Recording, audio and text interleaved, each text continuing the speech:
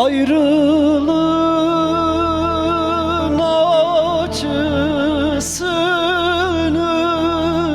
az mı çektim, az mı çektim, içten içe sızısını az mı çektim, az mı çektim. Çaldılar şu seni benden, ayırdılar bizi neden? Bile bile sürmeden de az mı çektim, az mı çektim.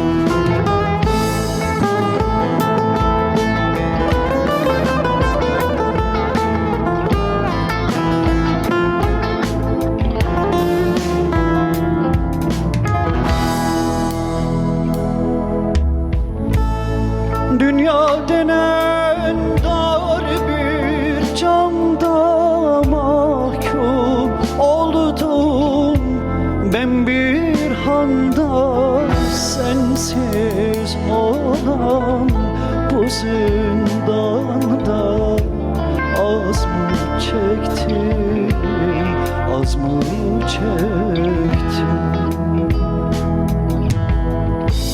Sakınırım esen yelde, ağır zulüm yüktür belden. Sensiz olan gurbet elde az mı çektim, az mı çektim. Çaldılar şu seni benden, ayırdılar bizi neden? Bile bile zulmeden de az mı çektim, az mı çektim.